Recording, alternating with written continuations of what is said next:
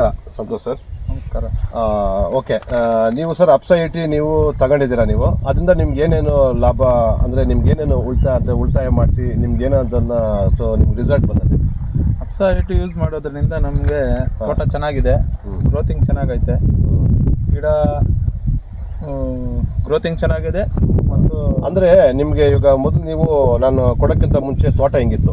ಕೊಡೋಕ್ಕಿಂತ ಮುಂಚೆ ತೋಟ ಅವರೇಜ್ ಆಗಿತ್ತು, ಇದು ಯೂಸ್ ಮಾಡಿದ್ಮೇಲೆ ಚೆನ್ನಾಗಿದೆ. ಅಂದರೆ ನೀವು ಉತ್ತಾಕಬೇಕು ಅಂತ ಹೇಳ್ತಾ ಇದ್ರಿ, ಯಾಕಂದರೆ ಈಗ ಚೆನ್ನಾಗಿಲ್ಲ, ಡೆವಲಪ್ಮೆಂಟ್ ಇಲ್ಲ, ಉತ್ತಾಕೋಣ ಅನ್ಕೊಂಡಿದ್ದು ತೋಟನ ಅಪ್ಸಾ 80 ಯೂಸ್ ಮಾಡಿದ್ಮೇಲೆ okay.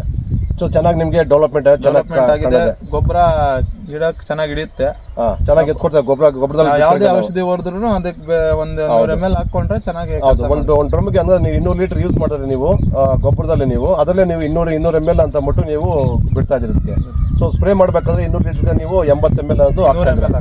Okay okay, 100 ml 80ರಿಂದ 100 ml ಹಾಕ್ತಾ ಇದ್ದೀರಾ. ಬಟ್ ಇದು ಸ್ಪ್ರೇ ಮಾಡೋಕ್ಕೆ ಸೊ ಚೆನ್ನಾಗಿ ಇದನ್ನ ನೆನ್ಕೊಳ್ಳುತ್ತೆ, ಚೆನ್ನಾಗಿ ಸ್ಪ್ರೆಡ್ ಮಾಡ್ಕೊಳುತ್ತೆ ನಿಮಗೆ. ಸೊ ಹಾಗಾಗಿ ನಿಮಗೆ ರೈತರಿಗೆ ಚೆನ್ನಾಗಿ ನಿಮಗೆ ಅನುಕೂಲ ಮಾಡ್ಕೊಡ್ತದೆ.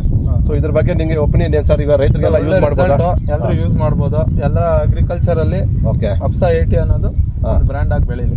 ಓಕೆ, ಬೆಳೀಲಿ, ಬಟ್ ಯೂಸ್ ಮಾಡ್ಬೋದು, ಚೆನ್ನಾಗಿದೆ ರೈತರಿಗೆ ಅನ್ನೋದು. Okay, thank you sir. Sir ನಿಮ್ಮದು ಸರ್ ಊರು ಸರ್ ನಿಮ್ಮದು? ಕೋಲಾರ ಹತ್ರ ಗೊಟ್ಟಳ್ಳಿ. ಸೊ ಕೋಲಾರ ತಾಲೂಕು ನಿಮ್ಮದು? ಕೋಲಾರ ತಾಲೂಕು, ಕೋಲಾರ ಡಿಸ್ಟಿಕ್, ಸುಮಟೂರು ಹೋಬಳಿ. ಸೊ ನಿಮ್ಮ ಬಂದು Gottalli. Okay, thank you sir.